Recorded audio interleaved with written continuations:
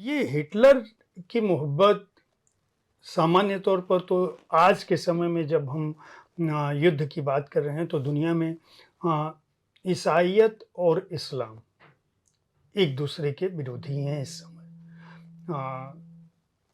Hinduism मतलब हिंदू कहीं नहीं ठहरता इन दोनों की आपसी लड़ाई में।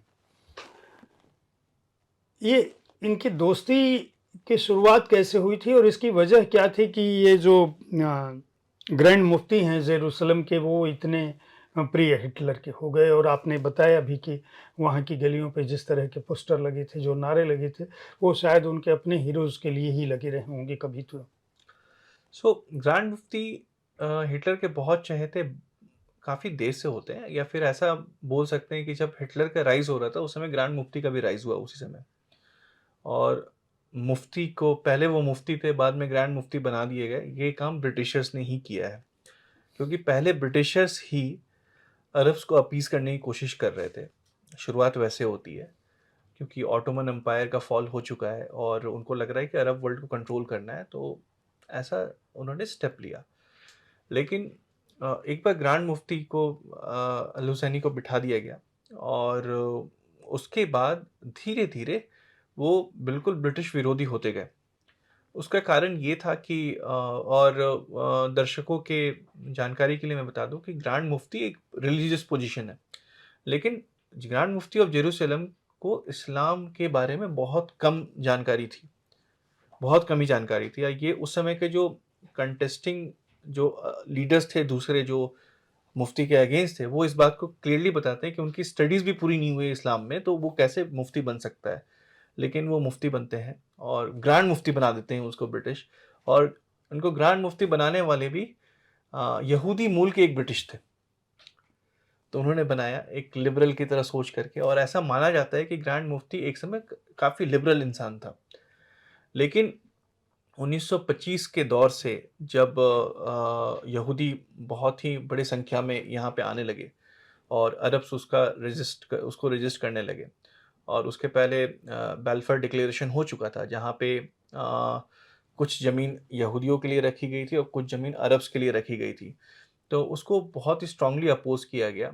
उन्होंने परसेंटेज का बात लाया कि यहूदियों का ये परसेंटेज है, हमारा परसेंटेज ये प्रोपोर्शन में नहीं बैठ रहा है। तो उसका लॉजिक ये था कि यहूदियों के पास जो ज़मीन है उसमें से आधे से ज़्यादा ज़मीन डेजर्ट्स थे, तो वो कुछ कर नहीं सकते थे, तो इसलिए इट वाज। और मोर और लेस ये हमेशा से यहूदियों का ज़मीन रहा था। लेकिन ये सब कुछ चलता रहा, उसके बीच में ग्रैंड मुफ्ती ने इसको एक नेशनलिस्ट मूवमेंट का रूप देना शुरू किया, जो और वो नेशनलिस्ट मूवमेंट धीरे धीरे एक रिलीजियस मूवमेंट में तब्दील हो चुका था। और ये वो दौर था जब ऐसा स्ट्रीट्स पे बोला जाता था कि ज्यूज़ हमारे ज्यूज़ आर आवर डॉग्स, इस तरह की चीज़ें बहुत कॉमन थी। और हिटलर के पोस्टर्स सेलिब्रेट किए जाते थे। वहाँ पे कुछ ऐसे भी सेलिब्रेशन हुए रमज़ान सेलिब्रेशन में, जब हिटलर के पोस्टर लगाए गए हैं, एक तरफ कलमा है, एक तरफ हिटलर है, और उसको माला पहनाया गया है। और इनफैक्ट उनको प्रॉफिट से कंपेयर किया गया, विच इज़ एब्सोल्यूट कुफ्र, क्योंकि इस्लामिक थियोलॉजी के हिसाब से prophet Muhammad is the seal of the prophet, उसके पास कोई प्रॉफिट आ नहीं सकता है। लेकिन ये उस बैरियर को भी तोड़ करके चले गए, और यहाँ तक कि उन्होंने ये डिक्लेयर कर दिया कि Hitler is the second profit. ये बोल दिया उन्होंने, ये इस मैटर तक चले गए। और हिटलर भी कम नहीं था, हिटलर ने मेन काम जो उसकी पुस्तक है ऑटोबायोग्राफी, उसको भी काफ़ी अमेंड किया टू अपीज द अरब्स। उसने जो पैसेजेस लिखे थे अरब मुस्लिम्स के अगेंस्ट, वो पैसेजेस ही हटा दिए अरेबिक वर्जन में। उसके साथ साथ हिटलर ने तो यहाँ तक बोल दिया कि ग्रैंड मुफ्ती एक बहुत ही बड़े मतलब बिल्कुल आर्य हैं, क्योंकि एक आर्यवाद का एक नशा चढ़ा हुआ था पूरे यूरोप में, और हिटलर भी उसको आगे लेकर के जा रहे थे। तो ये सब कुछ चल रहा था, और हिटलर को बिल्कुल अलाई दिख रहा था इनमें, क्योंकि for a common hatred which was against the Jews, वो भी एनहाइलेशन ऑफ ज्यूज चाहता था, और इनके लिए भी एनहाइलेशन ऑफ ज्यूज एक बहुत ही इम्पॉर्टेंट एस्पेक्ट था। और इनफैक्ट नेतन्याहू ने 2015 में एक बहुत बड़ी बात कही थी कि हिटलर को इंसाइट होलोकॉस्ट के लिए एक पैलेस्टीनियन अरब ने किया था, और वो पैलेस्टीनियन अरब और कोई नहीं है, ग्रैंड मुफ्ती ऑफ जेरूसलम था, क्योंकि हिटलर का मंशा था कि वो सिर्फ उनको बाहर निकाल के छोड़ देगा। लेकिन ये बात थोड़ी सच है और थोड़ी गलत। क्योंकि हिटलर ग्रैंड मुफ्ती जस्ट उसके कोलैबोरेटर थे, पूरी तरह से उन्होंने नहीं किया था, लेकिन हाँ होलोकॉस्ट में उनका एक बहुत महत्वपूर्ण योगदान था। और अगर हमने नाजीज को वॉर क्रिमिनल के लिए ट्रीट किया गया, तो ये फ्री पैलेस्टाइन मूवमेंट के जो लीडर्स थे उस समय के, उनको कभी वॉर क्रिमिनल की तरह ट्रीट नहीं किया। और ये बहुत बड़ी गलती थी। और अभी भी कुछ बिगड़ा नहीं है, बिगड़ा है लेकिन अभी भी हम कोर्स करेक्ट कर सकते हैं। हमको उनको वॉर क्रिमिनल बुलाना चाहिए, हमको पूरे विश्व को दिखाना चाहिए कि हम समझते हैं कि कहाँ पे प्रॉब्लम है, हम में अभी भी ह्यूमैनिटी बची हुई है, हम इतने बारबरिक नहीं हो गए हैं कि हम ऐसी बारबरिक एक्ट को लेट गो करें। और शायद this can be the way forward. हाँ, आभासी दो प्रश्न मेरे और हैं इस पुस्तक से संबंधित, इसलिए हैं क्योंकि आपने अभी कहा कि हिटलर आर्य, मतलब हिटलर का जो नारा था कि हम शासन करने के लिए हम पैदा ही हुए हैं, हमारी कौम, और जो हमसे इतर है वो हमारा गुलाम है, यानी दूसरे दर्जे का। अरब के अंदर भी आर्यंस होने का, एलिट आर्यन होने का एक भाव रहा है। भारत में भी एक बात कही जाती है कि भारत में जो अभी जो लोग शासन कर रहे हैं वो यहाँ के मूल निवासी नहीं है, ये आर्य हैं और ये बाहर से आए हैं। दरअसल ये आर्य वाला विवाद इतना महत्वपूर्ण क्यों है, और वाकई आर्यन रेस में ऐसा क्या है जिसके चलते पूरी दुनिया में आज की तारीख में जितने भी आधुनिक, जिसको हम कह सकते हैं कबायली युग को छोड़ दीजिए, तो पूरा मध्य युग और अब आधुनिक युग, तमाम तरक्कियों के बावजूद, मंगल चंद्रमा पर पहुंचने के बावजूद, अंतरिक्ष में पहुंचने के बावजूद, इस बुनियाद से ऊपर नहीं उठ पा रहा है।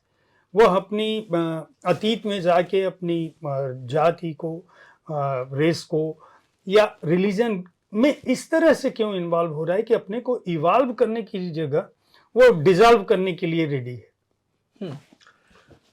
ये जो हिटलर का आर्य था, ये रेस बेस्ड आर्य का कॉन्सेप्ट था, और उस वक्त पूरा यूरोप इस पागलपन से जूझ रहा था। और हिटलर कोई मतलब हिटलर जस्ट एक एक्टर बन करके आ जाता है जो इस प्रोपेगेंडा को आगे लेकर के जाता है। और उस वक्त ये फैसिनेशन था पूरे विश्व को आर्य और अनार्य में दिखाने के लिए, आर्यन एंड नॉन आर्यन, आर्य और अनार्य नहीं, आर्यन और नॉन आर्यन, और जो कि रेस बेस्ड आइडिया था। इनफैक्ट हिटलर इस दूर दूर तक चला गया कि उसने ये बोला कि जीसस भी आर्य थे, वो गोल्डन हेयर और ब्लू आइड मैन थे, वो जर्मेनिक थे पूरी तरह से। और यहूदियों ने बाइबल को भी करप्ट कर दिया, जो वो बोलते हैं कि नाजरेत से जीसस आए। जीसस नाजरेत से नहीं आए, वो आर्य थे, blonde hair blue eyed boy थे वो पूरी तरह से। और ये फैसिनेशन इस लेवल तक चला गया था कि उस समय जो रेगुलेशंस बने, लॉज बने, वो ये था कि कौन आर्य है, हु इज जो आर्यन है और जो आर्यन नहीं है। यहूदी आर्यन नहीं थे। और उसके साथ साथ उस समय हिटलर ने सबसे पहले मुसलमानों को भी अनार्य रखा था या फिर नॉन आर्यन रखा था। और लेकिन बाद में लॉज चेंज हुए, ईरानियंस को वो एक्सेप्ट करता है, टर्क्स को एक्सेप्ट करता है, अरब्स को एक्सेप्ट करता है, ग्रांड मुफ्ती को आर्यों से भी आर्य बता देता है। ये जो अपने आइडियोलॉजी को भी वो टिल्ट करने के लिए तैयार था फॉर द बिगर कॉज, जो कि यहूदियों का सर्वनाश था। और लेकिन जो भारत में आर्य का कॉन्सेप्ट है, जैसे आर्य और अनार्य का कॉन्सेप्ट हमेशा इसलिए आता है क्योंकि ये ज़्यादातर साउथ और नॉर्थ में डिवाइड वेज करने के लिए है। और अभी के सबसे लेटेस्ट रिसर्च से हमको ये भी पता चल चुका है कि जो जो जेनेटिक्स स्टडी से ये पता चलता है कि जो नॉर्थ में, यानी कि अप इन द नॉर्थ और down in the south, same gene है, सेम डीएनए पूल चल रहा है, there is no much difference in it. लेकिन अब सवाल ये उठता है कि अगर साउथ में आर्य नहीं थे, तो फिर तमिल भाषा में आर्यंस को तमिल भाषा में भी राजाओं को आर्य क्यों बुलाते हैं? आर्य बोल करके बहुत सारे, अगर रावण द्रविड़ नरेश था जैसा बोलते हैं, तो रावण को उसकी पत्नी आर्य क्यों बुलाती है? आर्य का मतलब ये होता था, अगर हम ऋग्वैदिक कॉन्सेप्ट में समझने की कोशिश करें, जो मेरे ट्राइब का है वो आर्य है। जैसे आप अगर मेरे ट्राइब से आ रहे हैं तो आप मेरे लिए आर्य, जो मेरे ट्राइब से बाहर है वो अनार्य है। बाद में धीरे धीरे ये नोबल कॉनोटेशन हो गया, जो भी नोबल है वो आर्य रहेगा। लेकिन कॉलोनियल कॉन्स्ट्रक्ट आया, नॉर्थ और साउथ के बीच में डिवाइड करनी थी, डिवाइड क्रिएट करना था, और उसके बहुत सारे मंसूबे थे which was evangelical and what not.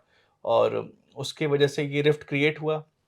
और टिल रिसेंट टाइम हम अभी भी शायद किताबों में आर्यन इन्वेजन थियोरी शायद पढ़ते हैं, अब पता नहीं अभी क्या है किताब में, लेकिन वो कंटिन्यू हो रहा है, लेकिन एक बहुत बड़ी मिथ है ये।